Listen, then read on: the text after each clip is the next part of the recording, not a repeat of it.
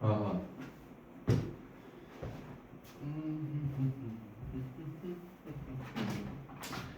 네. 그다음 네.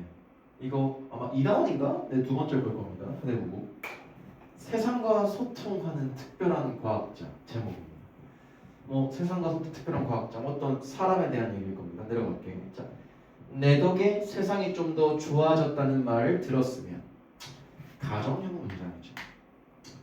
인간은 어떻게 선택하는가를 연구하는 물리학자 정재승 교수가 올려놓은 자기소개이다. 이걸로 그를 설명하기에는 부족하다.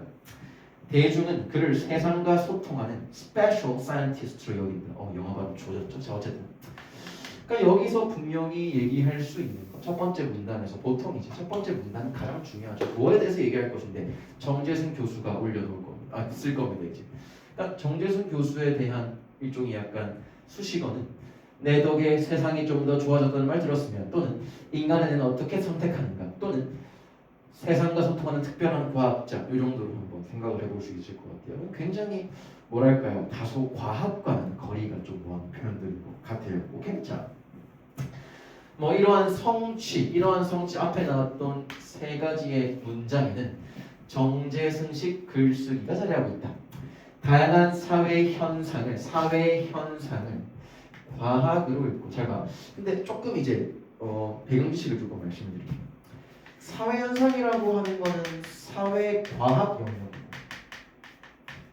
우리가 흔히들 과학, 사이언스라고 하는 것 또한 여기에 포함 또는 과학 안에 사회과학이 포함되어 있거든요. 자, 근데 이 사회라고 하는 거, 사회과학이라고 하는 건 아니라 법칙 발견이 가능합니다. 법칙 발견이 가능한 영역이야. 그래서 그 법칙을 발견할 때 있어서 우리가 이용할 수 있는 일종의 규칙이라고 할까요? 규칙 또는 뭐 어떤 scientific reason, 어떤 과학적인 어떤 증거, 이론, 근거는 전부 다 과학에서, 순수 과학에서 갖고 온다라고 하는 거 조금 알고 있잖아. 자, 인문과 경제 현상을 통해 과학의 원리를 설명하는. 근데 이건 조금 논리적으로 볼 수 있습니다. 인문은 과학의 원리를 설명하기에는 자, 안 된다가 아니야. 다소 부족합니다. 뭐가 부족해? 논리가 부족해요.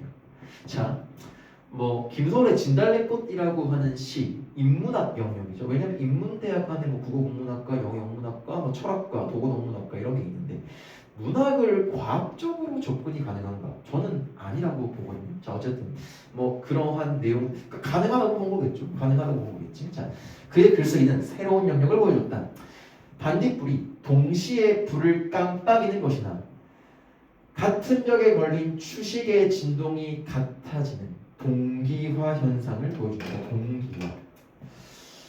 반딧불이 동시에 불을 깜빡이는 거. 그러니까 서로 다른 두 마리의 반딧불. 저도 실제로 본 적은 없어요. 뭐 어디였지?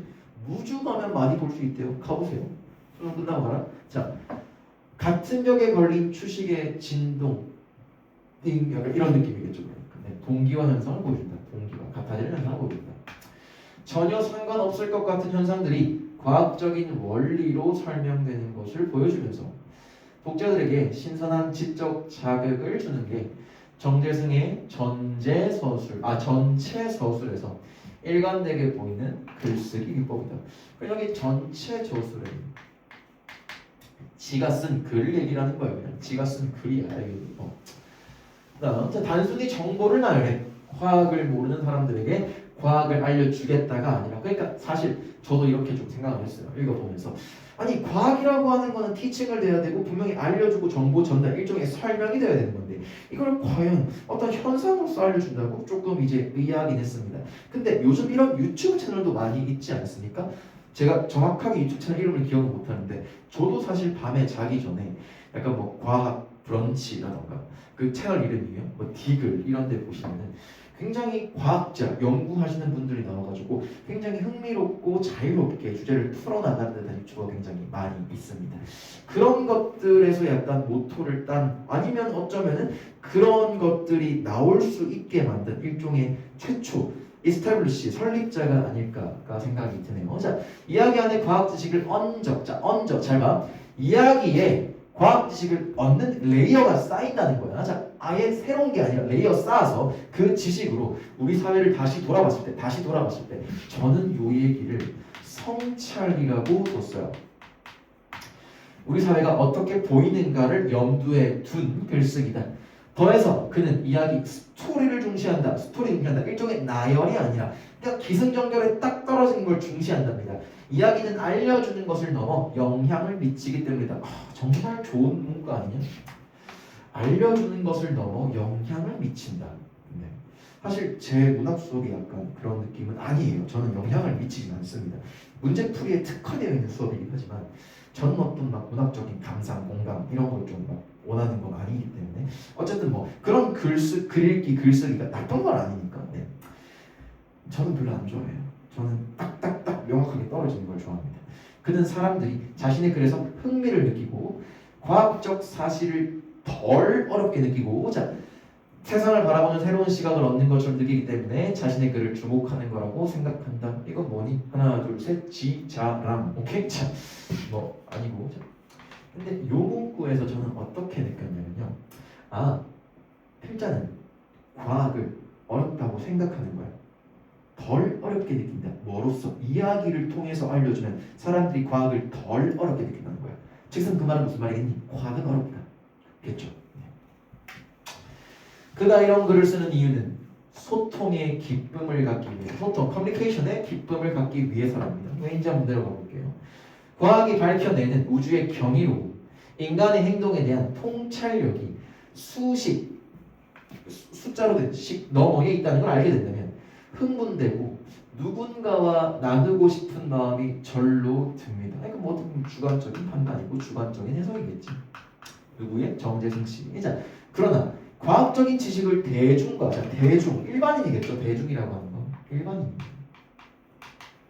일반인과 소통하는 것은 쉬운 일이 아니다. 당연히 어렵겠지. 왜? 애초에 대중은 과학적인 거에 대해서 잘 몰라요. 저도 몰라요. 그러니까 그는 인용, 다른 사람 말을 빌려 쓰는 거, 비유, 원관념과 보조감이 있는 거, 자, 예시랑 똑같은 말입니다. 최대한 활용하는 방법을 선택했다. 지금 잘 봐. 이거 세 개 다 설명 방법이에요. 그럼 학교에서 어떻게 나올 수 있냐면, 물론 고등학교 2학년 되셨으니까 이 정도는 기본적으로 알고 계셔야 되는데, 이거 아마 중학교 때 하실 겁니다. 정의, 비교, 대조, 예시, 인과, 나열, 또 뭐 있죠? 정의, 비교, 대조, 예시, 인과, 분석, 분류. 이런 것들이 각각 어떤 효과를 지니고 어떤 예문으로 영립할 수 있는지 조금 알아두시면 좋겠다. 자, 주변에서 직접 경험할 수 있는 말보다 느낌으로 다가오는 인용이랍니다. 그래서 지금부터 인용에 대해서 얘기하고 조금 말씀을 드리자면, 인용이라고 하는 것은 직접 인용과 간접 인용이 있다. 이 직접 인용이라고 하는 것의 표지는 라고이고요. 간접 인용의 표지는 물론 문법적으로 말씀드리는 겁니다. 고입니다. 직접 인용은요 쌍따옴표가 있습니다. 하지만 간접 인용은 고만 있다 라고 생각하시면 됩니다. 자, 그 다음 다양한 분야를 넘나들며 여러 지식을 종횡으로 엮고 묶는 그의 글쓰기에는, 그러니까 어쨌든 그냥 묶어서 얘기한다. 학창시절부터 해온 문학과 영화, 음악 등 폭넓은 독서가 양분을 이룬다. 스스로의 양분을 이룬다. 그는 대학 시절 학교 신문에 정기적으로 영화 평을 기고했고 기고했고. 자, 평론이거든. 영화 평가. 평론 뭐 이렇게 생각할 수 있겠죠. 대학원 석사 1학년 때 과학 잡지에 영화 속에 담긴 과학 이야기를 연재하면서 대중적 과학 글쓰기를 배웠다. 그러니까 처음부터 글을 이렇게 썼던 게 아니라는 겁니다. 여러 훈련과 여러 어떤 시간적인 걸 통해서 지금 나온 게 정재승식 글쓰기다라고 생각하시면 되고, 이후 미국에서 만난 지금의 아내인 여자친구도 재미있게 볼 수 있도록 복잡한 사회 현상을 과학적으로 설명한 글을 모은 것이 과학 콘서트의 시작이었답니다. 처음에 과학 콘서트라고 하는 걸 쓴 게 아니라, 이거 저서인데 그가 쓴 글인데 처음에는 글을 모았던 것이 시작된다. 그러니까 수집에서 시작했습니다. 인기 도서가 연애 편지에서 시작된 셈이다. 그는 과학 콘서트의 성공 이후 주변의 기대에 부응하는 책을 내야 한다는 부담감에 그 무슨 말이니? 과학 콘서트가 존나 성공했나 봐요. 자, 부담감에 글이 써지지 않았다고 한다. 거의 7년 동안 책을 못 냈다. 그러면서 아예 책을 쓰지 못할 것 같은 불안감이 들었다고 한다. 왜? 부담이 되니까. 그 돌파구로 그는 책 쓰는 것 자체가 공부가 되도록 시도했답니다. 다른 분야의 전문가들과 다양한 교류를 시도했다. 그 책 쓰는 것 자체가 공부가 되기 위해서 선택한 게 바로 다른 분야의 전문가들과 다양한 교류를 시도했다는 거라겠지. 인간이 무엇인지 이거 뭐 약간 철학적인 느낌 안 드니? 철학이겠죠. 인간이 무엇이든 사회가 무엇인지 알기 위해서는 자연과학과 사회과학만이 아니라 인문과학, 심지어는 예술까지 포함한 다양한 학문이 조화롭게 콘서트처럼 섞어야만 한다고 생각했습니다. 얘들 잘 봐. 여기 지금 따옴표 있죠. 이게 직접 인용이야, 얘들. 직접 인용이야. 자, 정 교수가 요즘 관심을 두고 있는 주제는 의사결정. 선택의 순간 뇌에서 어떤 일이 벌어지는지를 연구하는 것이다. 어느 순간 선택의 순간이라고 잡았다. 선택의 순간이라고 경계를 잡았습니다. 그냥 뇌에서 어떤 일이 일어나는지가 아니라 선택의 순간에 뇌에서 뭔 일이 일어나는지를 본 거야. 자, 사람들은 경제학자들이 이야기하는 것처럼 자신의 이익을 극대화하기 위해서만 의사결정을 하지는 않습니다. 잘 봐. 경제학자들, 경제학에서는 이렇게 얘기를 합니다. 내 이익대로 선택하고 행동한다. 경제학에서 무조건적인 원조, 도와주는 거나 그냥 어떤 뭐랄까요, 대가 없는 도움은 없습니다. 무조건 경제는 숫자잖아. 그러니까 숫자는 절대 거짓말 안 합니다. 무조건 내 이익하는 대로 선택한다라고 하는 것이 경제입니다. 확인하시죠? 자, 사람들이 왜 공정함을 요구하고 공정하지 못한 상황에서는 자신의 이익까지 포기하면서까지 항의하는가? 왜 사람들은 무임승차를 하면서 또 어떤 경우는 협력하는가 등 선택의 문제에 뇌라고 하는 복잡한 시스템이 어떻게 관여하는지 물리학적인 관점에서 바라보고 싶습니다. 네, 물리학적인 관점. 애초에 물리적으로 설명이 안 되는 것들이 뇌라고 생각하시면 돼요. 얘들아, 이게 지금 뇌가 신경계의 어떤 그런 뭐랄까요, 뉴런의 어떤 작용 그런 영역이 아니라 우리가 지금 뇌라고 하는 거를 분석하고 연구한 지 꽤나 오랜 시간이 지났지만 아직까지도 그 뇌에 대한 게 되게 미비하다고는 전해 있습니다. 물론 내가 아는 바와는 그렇습니다. 그리고 더불어서 이 뇌라고 하는 거에 사람들이 몇 프로 못 쓴다고 제가 들었어요. 정확한 수치는 제가 지금 기억을 하지 못하는데 어쨌든 그 뇌에서 일어나는 작용들, 뭐에서 있을 때? 선택의 순간에 뇌에서 일어나는 작용들을 물리학적으로 접근을 했다라는 겁니다. 자, 그다음 정 교수는 자신의 글쓰기가 자기 삶을 성찰하게 한다고 했다. 갑자기? 네, 어쨌든 자, 그는 생각으로만 머물러 있던 것을 글로 선언함으로써, 표현함으로써, 표상함으로써 자신의 삶도 그렇게 되도록 만든다고 말했다. 그에게 글은 생각과 삶 사이에 놓인 매개물이다. 그래서 그의 화투는 세상을 바꾸는 상상, 화투, 모토 똑같은 말입니다. 인간 존중을 바탕으로 한 기발한 아이디어로 이 사람 덕에 세상이 조금 더 좋아졌다라는 말을 들을 수 있다면 좋겠습니다. 약간 인터뷰한다라고 하는 느낌도 들고 사실상 내용이 막 우리가 평소에 학력평가나 모의고사 봤던 것처럼 그렇게까지 까다로운 글은 아닙니다.